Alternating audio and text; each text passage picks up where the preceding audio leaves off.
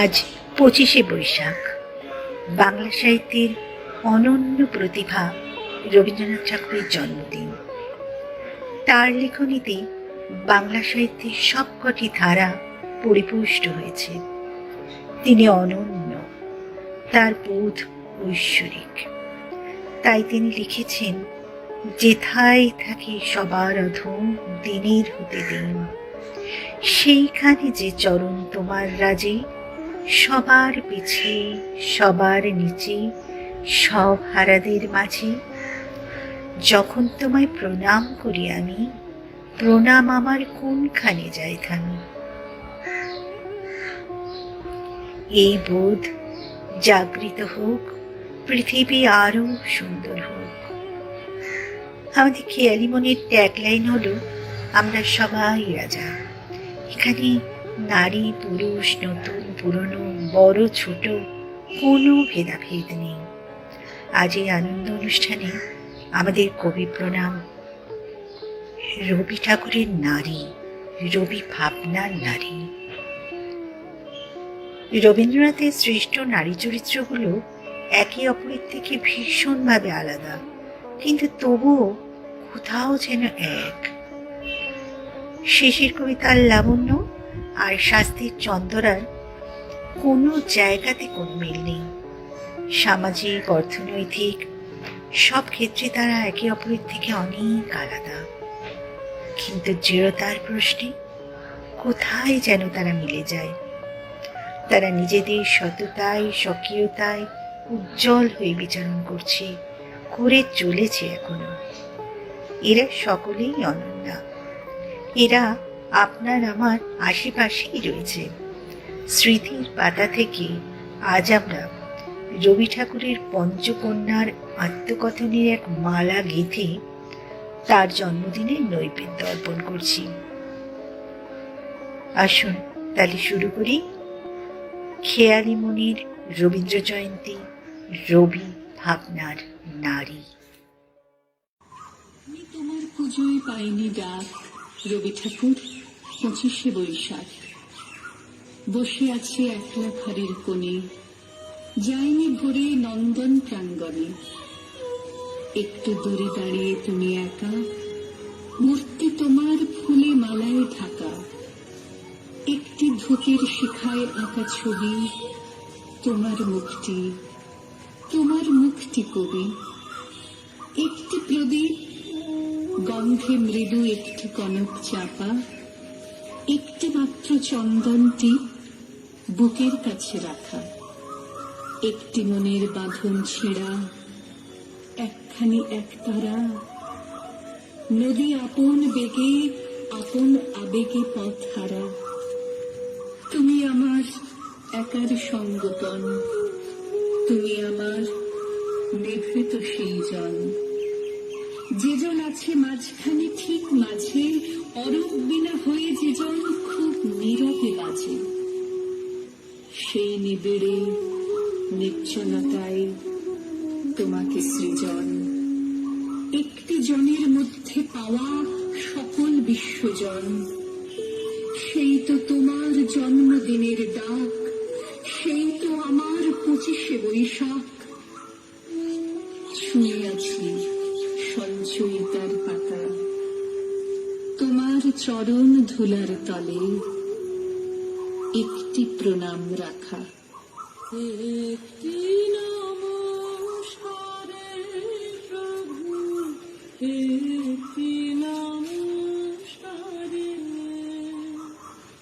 সকল দেব লুটিয়ে করু তোমার সংসারে।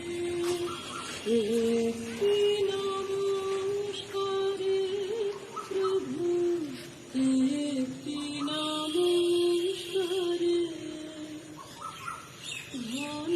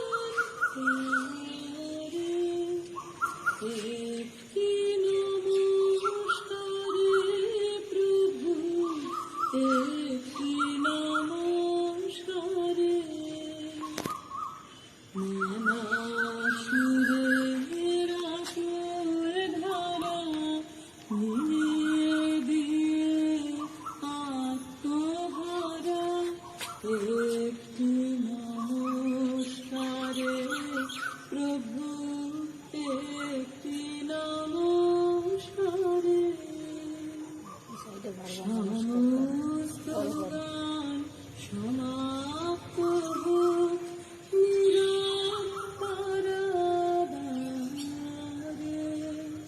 হংস যেমন মানস যাত্রী, তেমনি সারা দিবস রাত্রি একটি নমস্কারে প্রভু, একটি নমস্কারে। সমস্ত প্রাণ উড়ে চলুক মহান মারণ পারে, একটি নমস্কারে প্রভু, একটি নমস্কারে।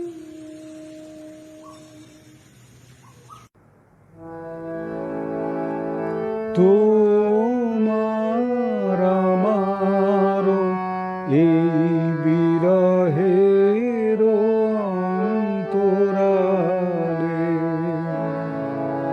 কত আর সেতু বাঁধি,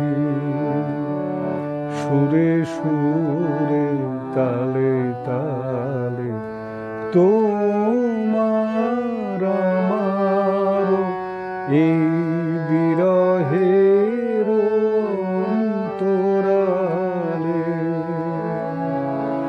কত আর সেতু বাঁধি,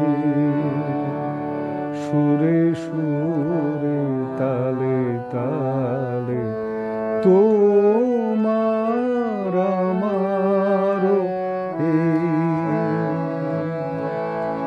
তবু যে পরানো মাঝে গোপনে বেদনা বাজে, তবু যে পরানো মাঝে গোপনে বেদনা বাজে, এবার সেবার কাজে ডেকে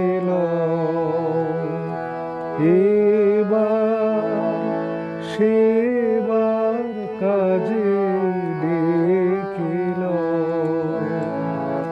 ডেকে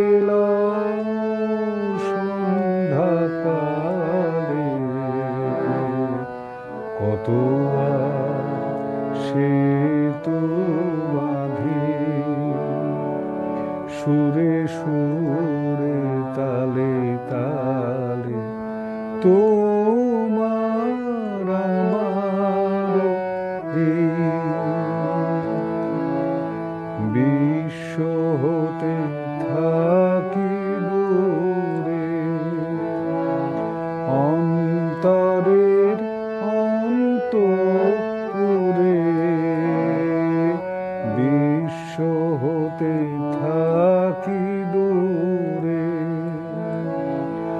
অন্তরের অন্তঃপুরে চেতনা জড়ায় রহে ভাবনার স্বপ্ন জালে, দুঃখ সুখ আপনারি সে বোঝা হয়েছে ভারী, দুঃখ সুখ আপনারি সে বোঝা হয়েছে ভারী, যেন সে সপিতে পারি চরম পূজার, চরম পূজার ঢালে কত আর সেতু বাঁধি, সুরে সুরে তালে তালে তোমার আমার এই বিরহের অন্তরালে কত আর সেতু বাঁধি, সুরে সুরে তোমার আমার ওই।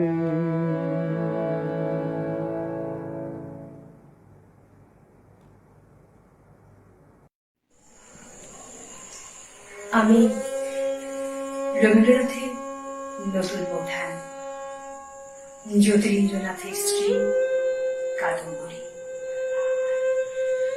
কত কথা মনে পড়ছে আজ। সকালের মিষ্টি রোদের মতো এক রাশ খুশি নিয়ে খবর এলো আমার বিয়ে কলকাতার ধনী ঠাকুর পরিবারে। 9 বছর বয়সে লাল শাড়ি চেরিতে সেজে চতুর্থলায় চড়ে বউ হয়ে এলাম ঠাকুর বাড়ির অন্তর্মহলে। কত লোক চারিদিকে ছড়িয়ে ছিটে, তবে পুরুষদের হানা গলাবার চলত না। এক রাশ ভারী গয়নায় হাফ ধরে যেত আমার স্বামী জ্যোতিরিন্দ্রনাথ মাঝে মাঝে এদিক সেদিক বেড়াতে নিয়ে যেতেন। সঙ্গে সব সময় থাকতে তুমি, রবি। তখন তুমি 7 বছরে, আমার 9। তোমার অভিমান হলে আমাকে মান জানাতে হতো। এভাবে চলল কত বছর। এরপর ভারতের পত্রিকায় তোমার লেখা বেরোলো, সকলের কত প্রশংসা। আমি ছিলাম তোমার এক মিষ্ট পাখিটা। তোমার জ্যোতি দাদা 3 তলার ছাদে ঝমঝম করে পিয়ানোর সুর বাজিয়ে তোমার গানে সুর দিলেন। কত গান যে গাওয়া হতো। তোমার প্রথম জীবনে তুমি সব বই ওই হেকিটিন্ডা উৎসর্গ করবে। 3 মাথাওয়ালা গ্রিক দেবতা। তোমার জ্যোতি দাদা নাটক করলেন এই বাড়িতে। সেই সূত্রে তোমার আশা শুরু হলো। নাটকটা ছিল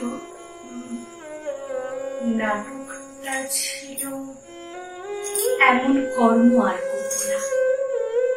তাতে তুমি অভিনয় করলে অদিত বাবুর ভূমিকায়, নায়িকার ভূমিকায় আমি।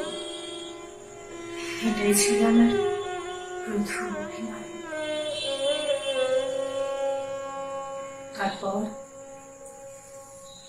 বহুদিন তোমার সঙ্গে অদেখা, সঙ্গীহীন একাকিত্ব। তোমার জ্যোতি দাদার কাছে ব্যস্ততা, দিন যেন পেরোয় না। ঠাকুর বাড়িতে পর পর মৃত্যু। শুনলাম তোমার বিয়ে। বিরাট শূন্যতা। বাতাসে সুগন্ধ নেই, ঢেউ তোলা উজ্জ্বলতার অবসান নাই। তৃপ্তি নাই, আনন্দ, কেবলই আধার। আমি চলে যাচ্ছি রবি, সঙ্গে নিয়ে যাচ্ছি আনন্দের এক স্মৃতি। ফিরে এসে আমার জন্য গান গেও। যেখানেই থাকি কান পেতে শুনব। এসেছিলাম আমি তোমাদের মাঝে, জীবন কেটেছে তোমাদেরই রঙে। বনের গভীরে, মননের নীলে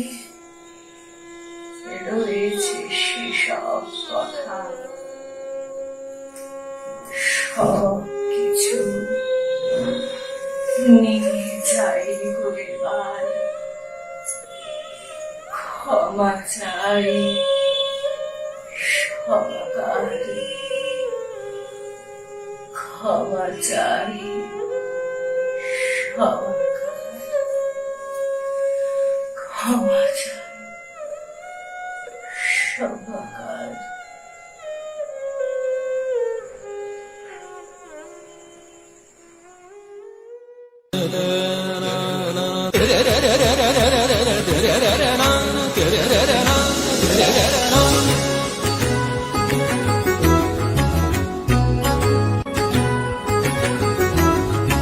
বিপুল তরঙ্গ রে, বিপুল তরঙ্গ রে, সব গগন উদ্বেলিয়া মগন করি অতীত অনাগত আলোকে উজ্জ্বল জীবনে চঞ্চল একই আনন্দ তরঙ্গ বিপুল তরঙ্গ রে, বিপুল তরঙ্গ রে। তাই দুলিছে দিন কর চন্দ্র তারা, চমকি কম্পিছে চেতনা ধারা, দুলিছে দিন কর চন্দ্র তারা, চমকি কম্পিছে চেতনা ধারা, আকুল চঞ্চল নাচে সংসার, আকুল চঞ্চল নাচে সংসার, কুহারে হৃদয় বিহঙ্গ বিপুল তরঙ্গ রে। নচত ত্রিভঙ্গ ये नंद नंदन বৃন্দাবন यमुना तट, अमित मन मत मद्विमर्दन, मृदुल अभिनव जलद सुंदर अंग, नचत त्रिभंग ये, नचत त्रिभंग ये, तन दीपत तामिनी दूरकारी, मुख सुधाकर मन हरि, कुटिल दृष्ट कटाक्ष संयुत, चपल नयन कुरंग, नचत त्रिभंग ये, বিপুল তরঙ্গ রে। সব গগন উদ্বেলিয়া মগন করি অতীত অনাগত আলোকে উজ্জ্বল জীবনে চঞ্চল একই আনন্দ তরঙ্গ বিপুল তরঙ্গ রে, বিপুল তরঙ্গ রে।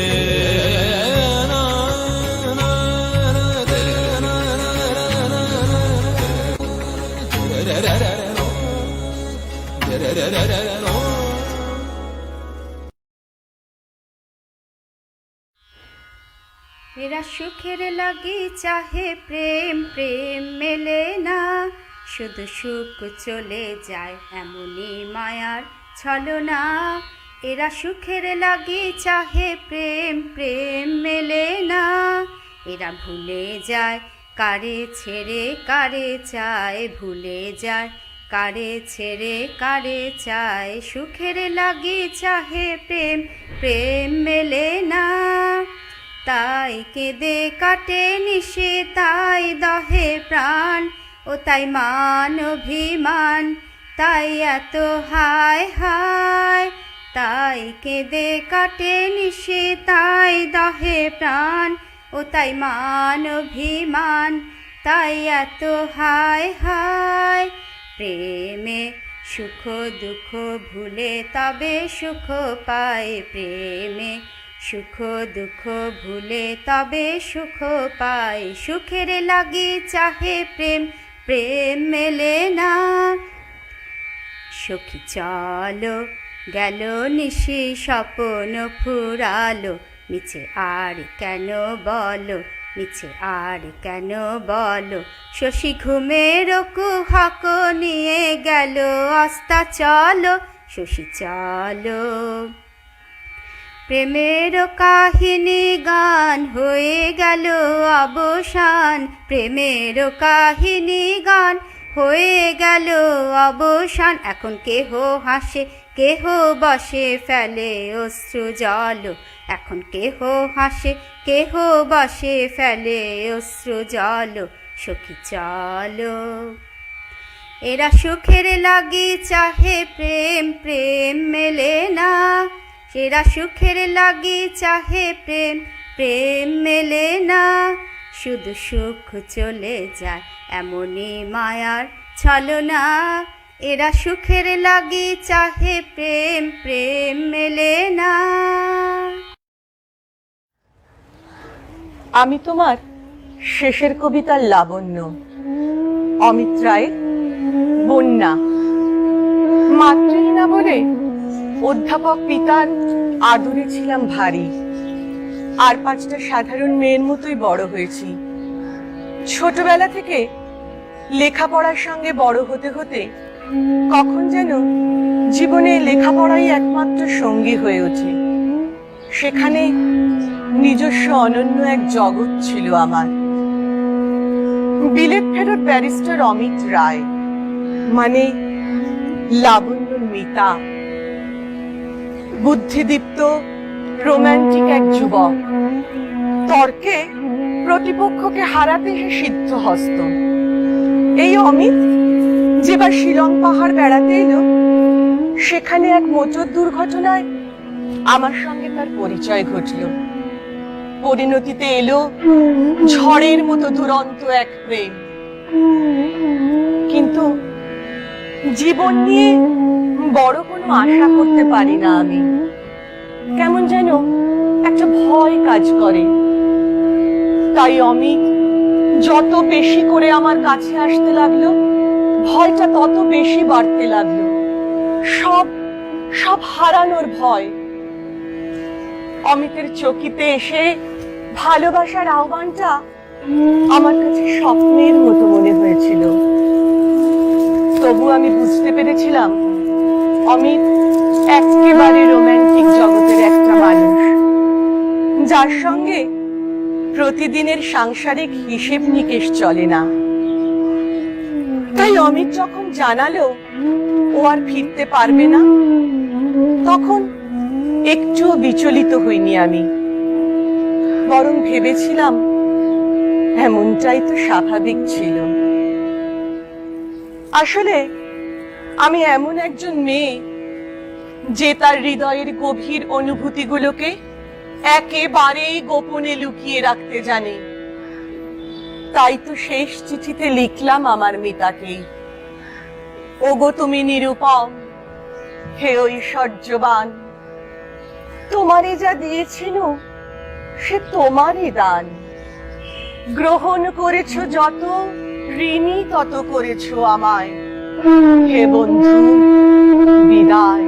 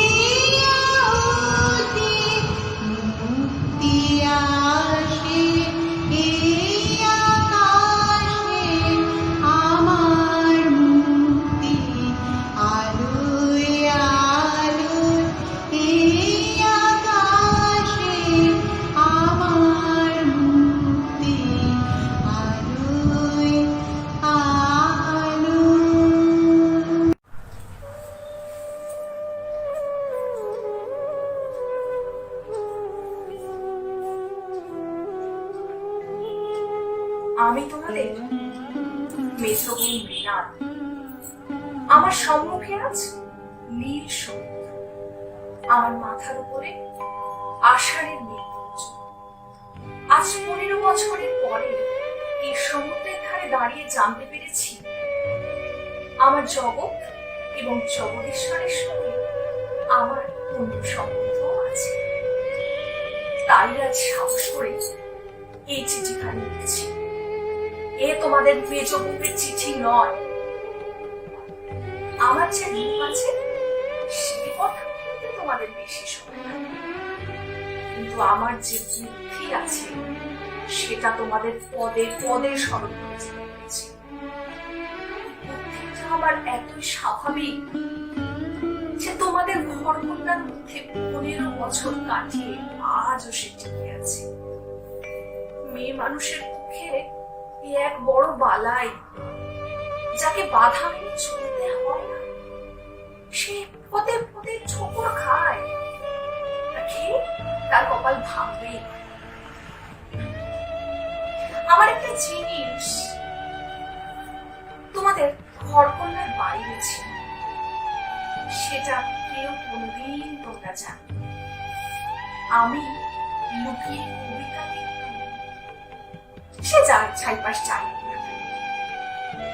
সেখানে তোমাদের অন্তর্মনের মাঝে উঠে, সেখানেই আমার সেইখানেই আমি আমি আমি যে কবি সে 15 বছর তোমাদের কাছে ধরা পড়েনি। তুমি ভাবছো আমি যে ভুলে যাচ্ছি, ভয় নেই। এমন পুরনো ঠাট্টা আমি তোমাদের শুরু করব না। মীরাবাইও তো আমাদের মতোই মেয়ে মানুষ ছিলেন, তার সে গল্প তো কম ভারী ছিল না। তাকে তো বাঁচার জন্য মরতে হয়নি। মীরাবাই তার গানে বলেছিল, ছাড়ুক পাপ, ছাড়ুক মা, ছাড়ুক যে যেখানে আছে। মীরা কিন্তু লেগেই রইল।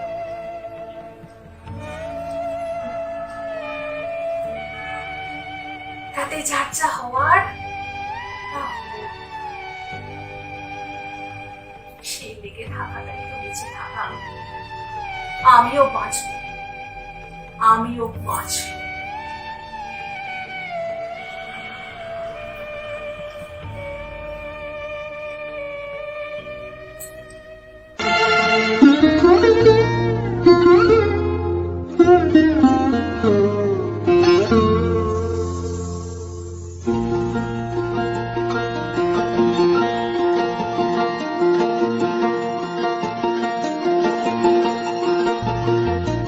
অন্ধকারের উৎস হতে উৎসারিত আলো, সেই তো তোমার আলো।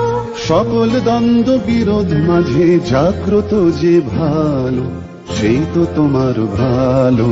অন্ধকারের উৎস হতে উৎসারিত আলো, সেই তো তোমার আলো। সকল দ্বন্দ্ব বিরোধ মাঝে জাগ্রত যে ভালো, সেই তো তোমার ভালো।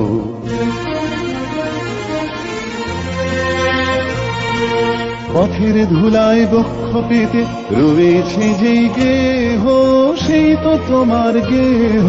সমর ঘাতে অমর করে রুদ্র নিঠুর স্নেহ, সেই তো তোমার স্নেহ। অন্ধকারের উৎস হতে উৎসারিত আলো, সেই তো তোমার আলো। সকল দ্বন্দ্ব বিরোধ মাঝে জাগ্রত যে ভালো, সেই তো তোমার ভালো।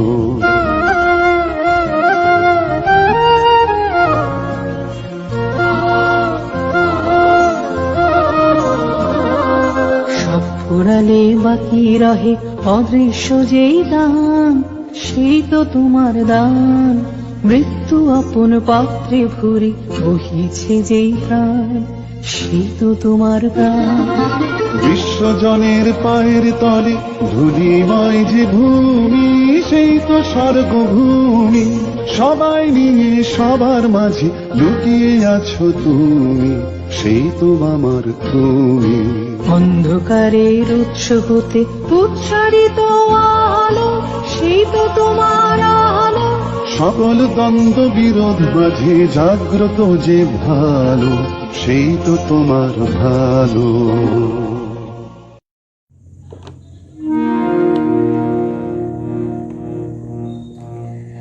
আমার সকল দুঃখের প্রদীপ জেলে দিবস গেলে করব নিবেদন। আমার ব্যথার পূজা হয়নি সমাপন।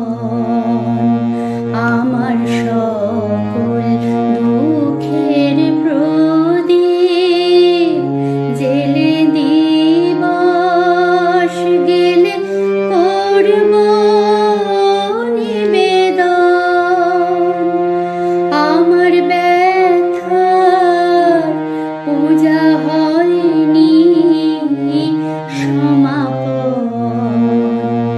আমার সকল দুঃখের প্রদীপ জেলে দিবস গেলে করব নিবেদন।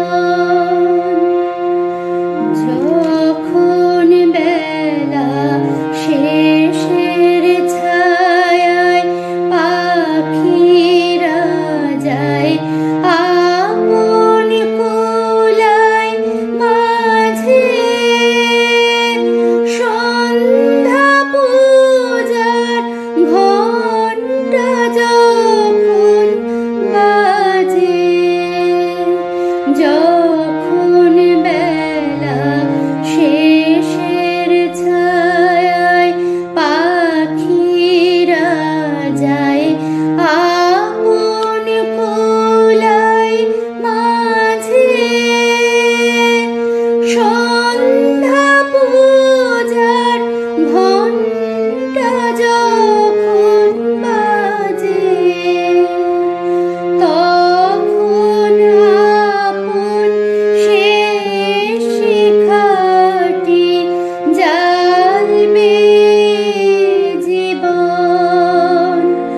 আমার ব্যথার পূজা হবে সমাপন। আমার সকল দুঃখের প্রদীপ জেলে দিবস গেলে করব নিবেদন। অনেক দিনের অনেক কথা ব্যাকুলতা বাঁধা বেদন ডোরে,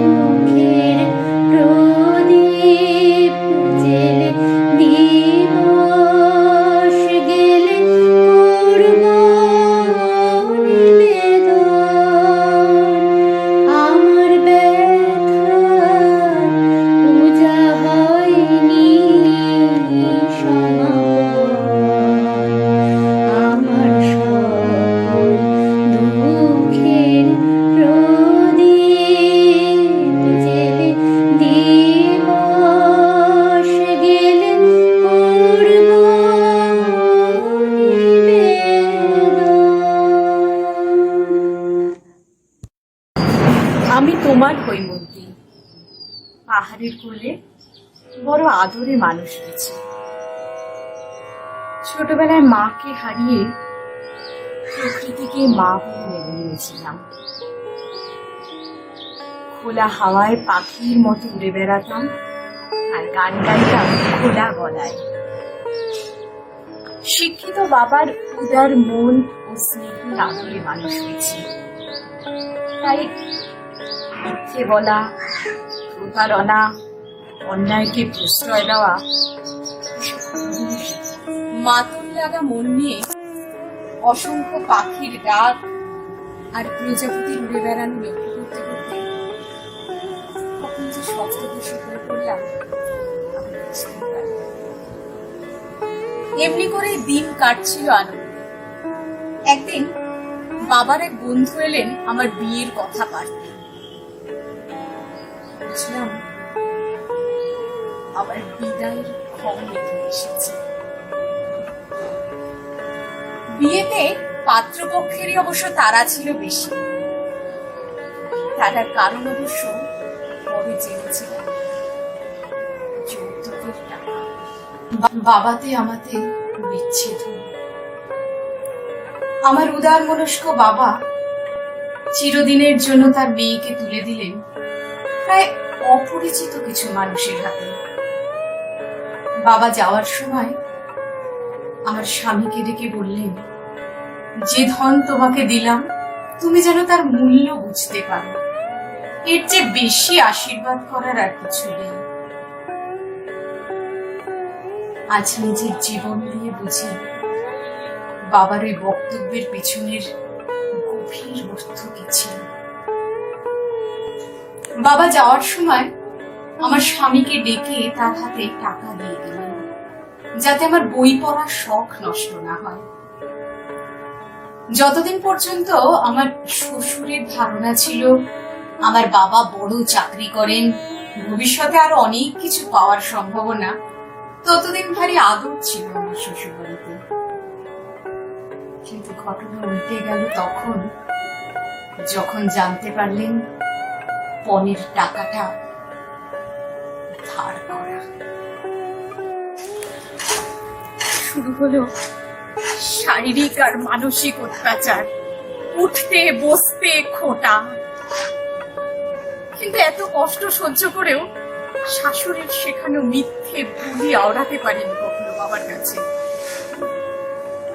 মিথ্যে আর সততা আমি ঘৃণা করি বরাবরই। শুধু মনে মনে ভাবতাম, পৃথিবীতে কি টাকাই সব? মানুষের কোনো মূল্য নেই? যার টাকা পয়সা নেই তার কি পৃথিবীতে বেঁচে থাকার কোনো অধিকার নেই?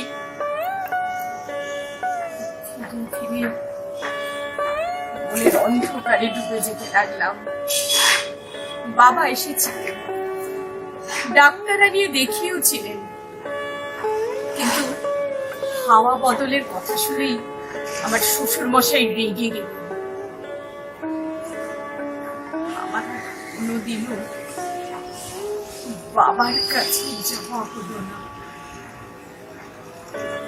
কষ্ট পেও না বাবা, তোমার আদর্শ আমি অক্ষরে অক্ষরে মেনে চলেছি যতদিন বেঁচেছি। শত অত্যাচারেও মাথা নোয়াইনি মিথ্যের কাছে।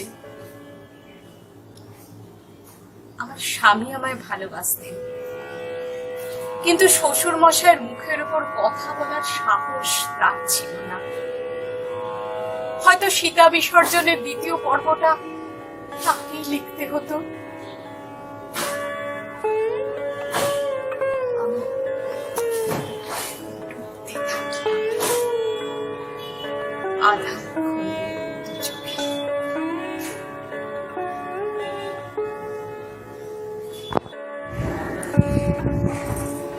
যে পথে সে চলে গিয়েছিল বিদায় গোধূলি ক্ষণে, বেদনা জড়ায়ে আছে তারই হাসি।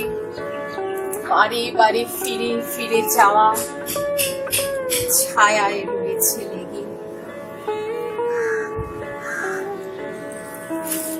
তোমার ভালো যখন পড়বে না মোর পায়ের চিহ্ন এই বাটে, আমি বাইব না, আমি বাইব না মোর খেয়া তরি এই ঘাটে গো। যখন পড়বে না মোর পায়ের চিহ্ন এই বাটে, চুকিয়ে দেব বেচা কেনা, মিটিয়ে দেব গো, মিটিয়ে দেব লেনা দেনা, বন্ধ হবে আনা গোনা এই হাতে। তখন আমায় নাইবা মনে রাখলে, তারার পানে চেয়ে নাইবা আমায় ডাকলে। যখন পড়বে না মোর পায়ের চিহ্ন এই বাটে,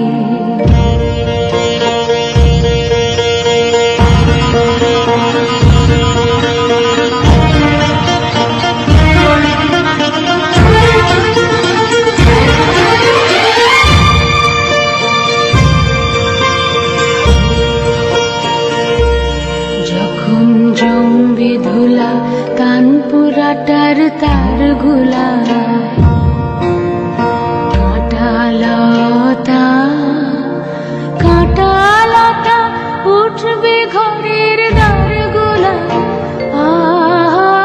জমবে ধুলা কানপুরাটার তার গুলা, ফুলের বাগান ঘন ঘাসে পড়বে সজ্জা বনবাসে, শ্যাওলা এসে ঘিরবে দিঘির ধার গোলায়। তখন আমায় নাইবা মনে রাখলে, তারার পানে চেয়ে নাইবা আমায় ডাকলে। যখন পড়বে না মোর পায়ের চিহ্ন এই বাটে,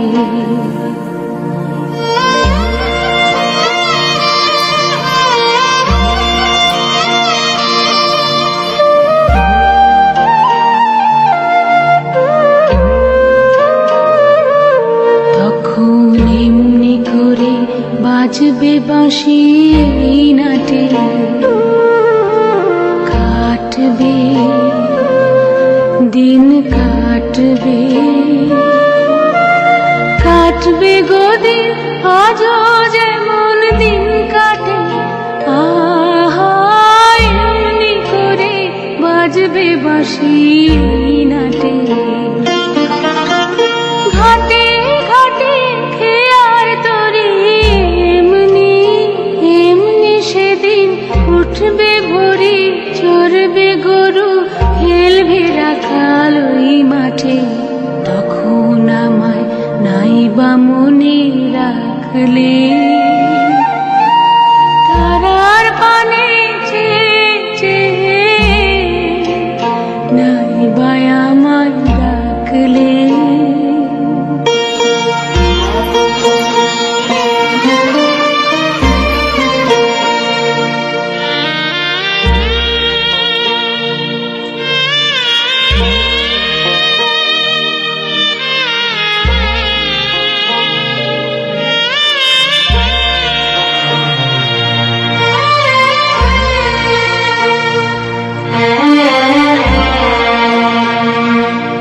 তখন কে বলে গো সেই প্রভাতে নেই আমি,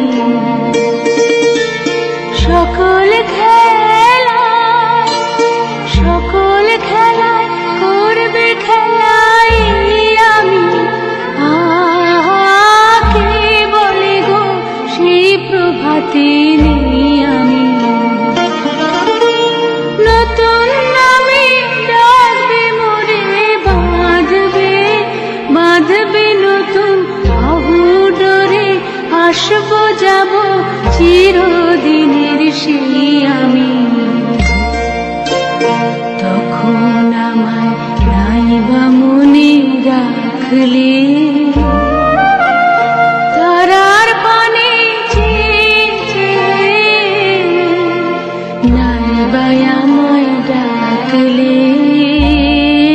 যখন পড়বি না মোর পায়ের চিহ্ন এই বাটে।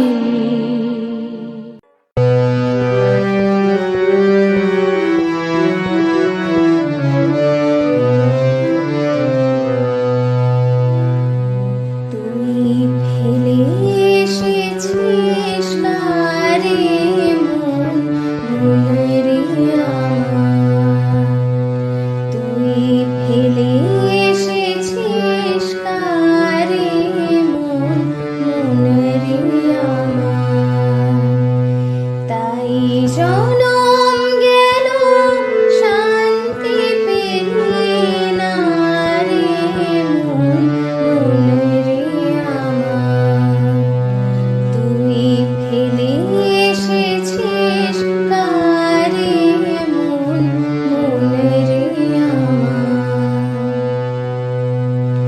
যে পথে চলে এলি সে পথ এখন ভুলে গেলি রে, যে পথে চলে এলি সে পথ এখন ভুলে গেলি রে, কেমন করে ফিরবি তার দ্বারে মন মনেরে আমার, তুই ফেলে এসেছিস কারে মন মনেরে আমার, নদীর জলে থাকি রে কান পেতে, কাঁপে যে প্রাণ পাতার মর্মরেতে, নদীর জলে থাকি রে কান পেতে, কাঁপে যে প্রাণ পাতার মর্মরেতে, মনে হয় যে পাবো খুঁজে ফুলের ভাষা যদি বুঝি রে,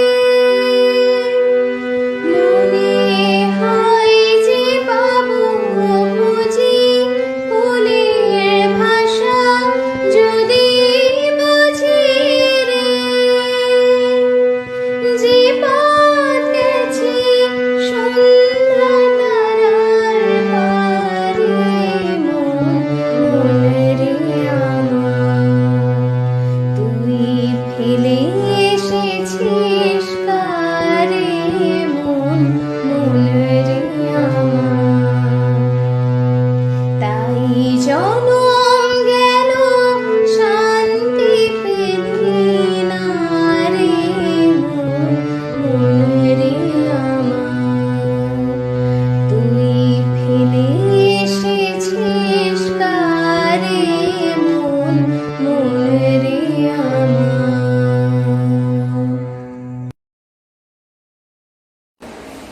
আমি নিরুপা, 5 দাদার পর বাবার বড় আদরের মেয়ে হয়ে যে সুখ কপালে লিখে দিয়েছিলি,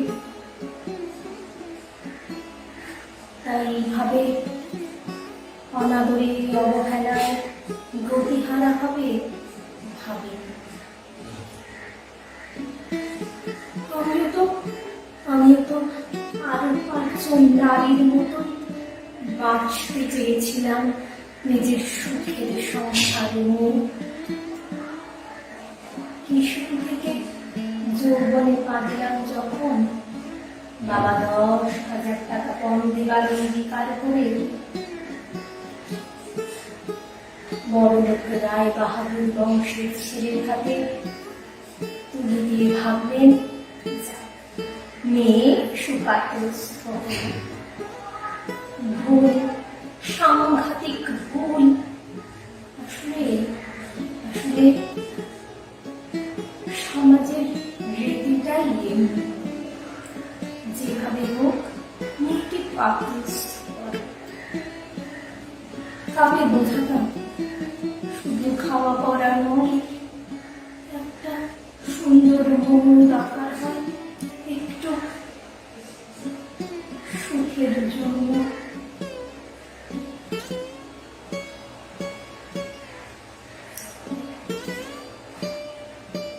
শ্বশুরের বিরুদ্ধে দাঁড়িয়ে এক প্রকার জেদের বসে আমাকে বিয়েবার, আমার লগ্নদোষ টাকা থেকে রক্ষা করা। আমার স্বামী সেটুকু করেছিলেন, কিন্তু পারলেন বই আমাকে বাঁচাতে। আজ ভাবি তিনি কি করে পেরেছিলেন তার নিজের সহধর্মীকে এমন করে উপেক্ষা করতে। সব জেনেও তিনি চুপ করেছিলেন।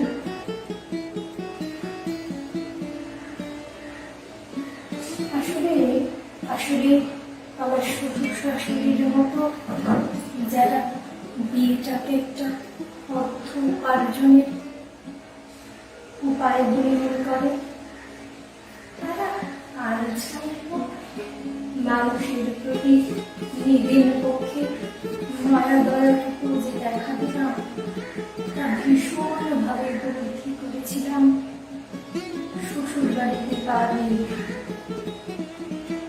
বাবা অনেক অর্ধেক টাকা দিতে পারেনি বলে উঠতে বসতে কথা শুনতে। শুধু তাই নয়, দুবেলা দুটো খাবার অধিকার পর্যন্ত জুটল না। অসুস্থ হয়ে বিছানা নিলাম। শাশুড়ি মা বললেন সমস্ত আমার ন্যাকাম।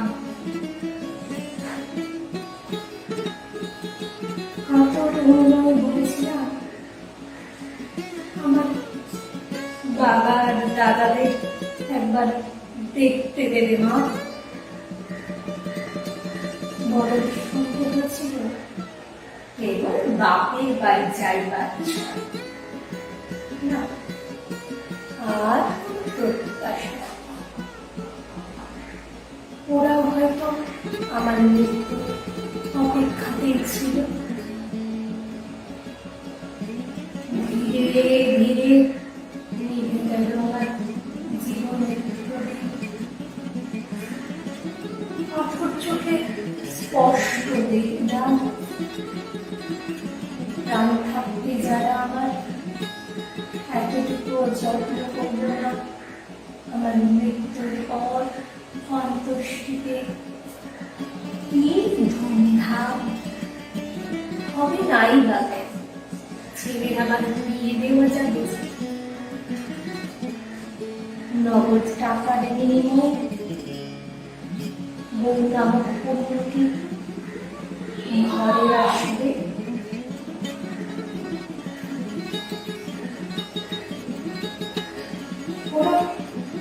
ওরা বাঁচতে দিল না কবি। বলতে পারো আমরা নারীরা ঠিক কবে অন্য থেকে মানুষ হব? দেনা পাওনার এই হিসেবে কি কোনদিন মিলবে না? রুদ্রমঞ্জে পাহিমাঙ্কন নিত্যম।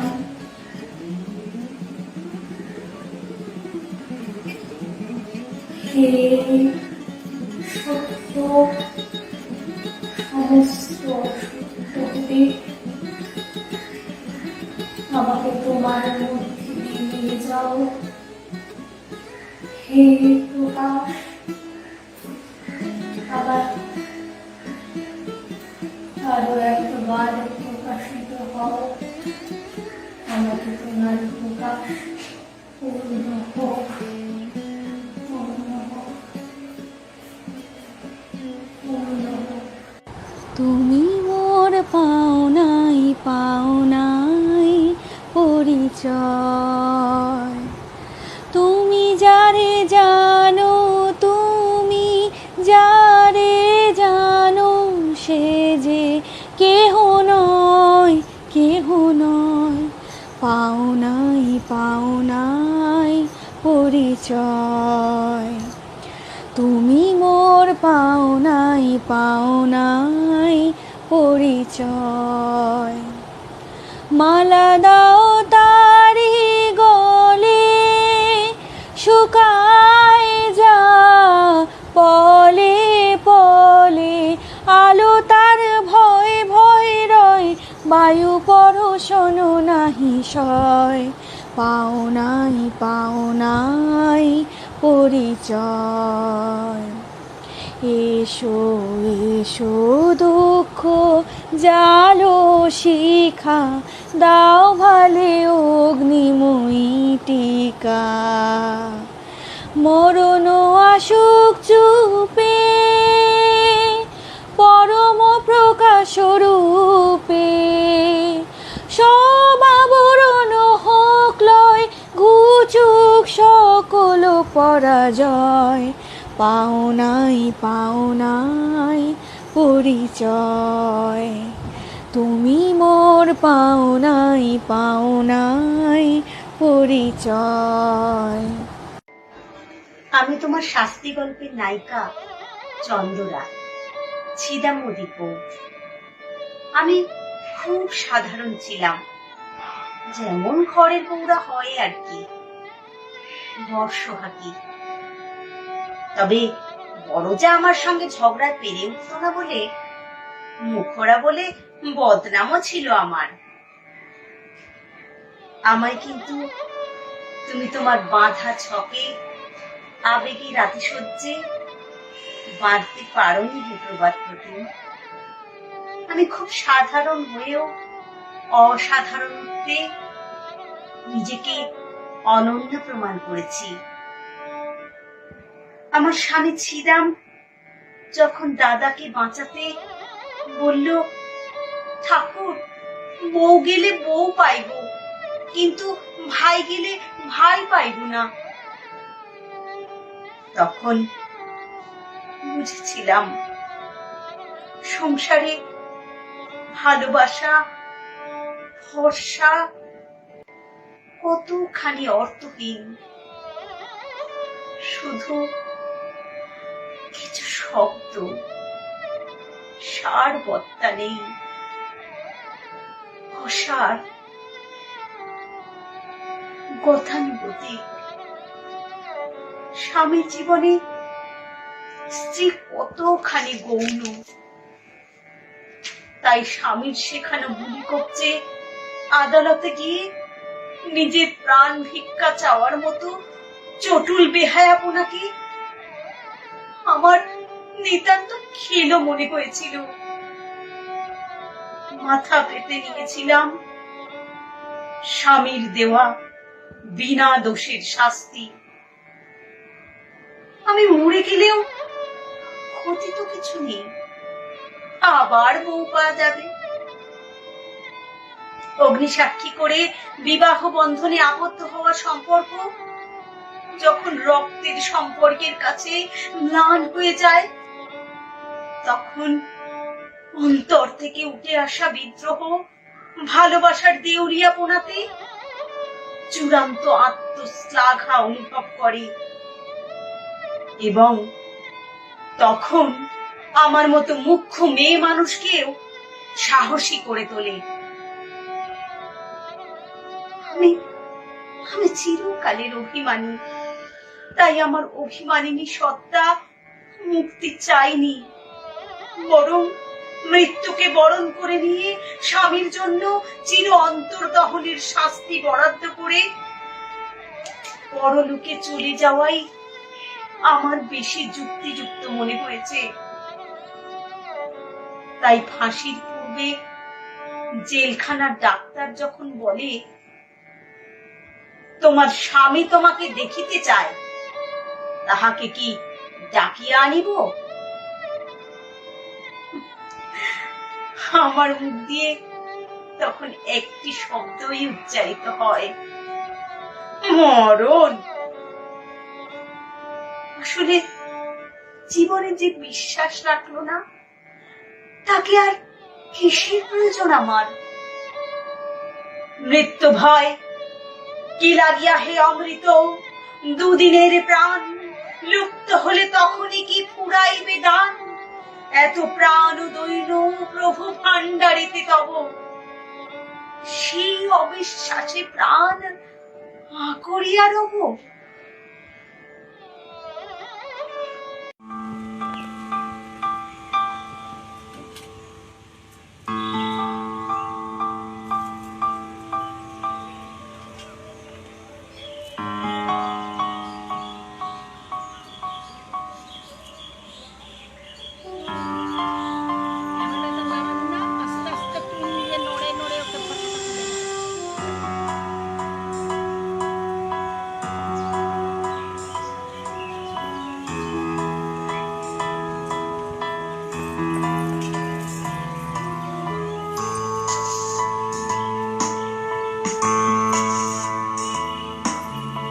গধূলি গগনে মেঘে ঢেকেছিল তারা,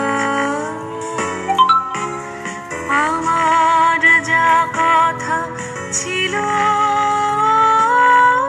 হয়ে গেল সারা।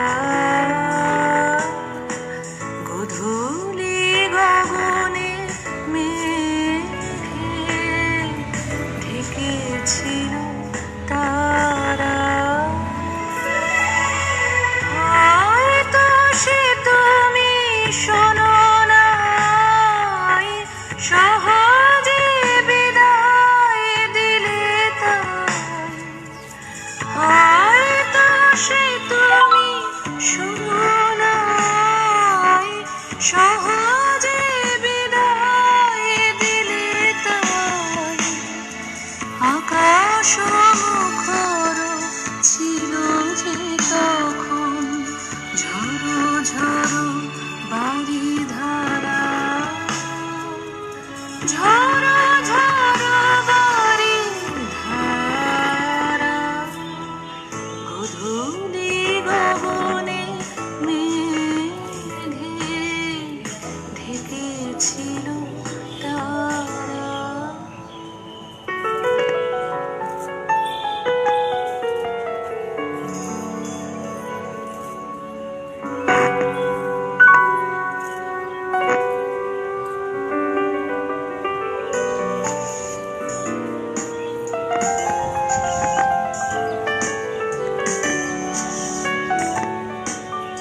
চেয়েছিল যাবে মুখে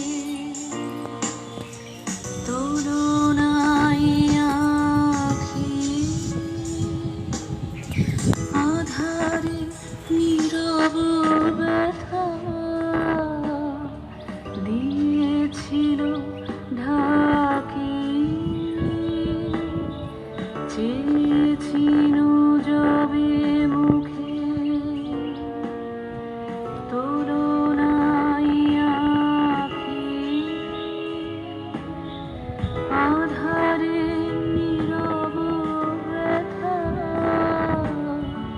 দিয়েছিল ঢাকি। আর কি কখনো কবে এমন সন্ধ্যা হবে? আর কি কখনো কবে এমন সন্ধ্যা হবে? জনমের মতো হয়ে গেল হারা, হয়ে গেল হারা। গধূলি গগনে মেঘে ঢেকেছিল তারা।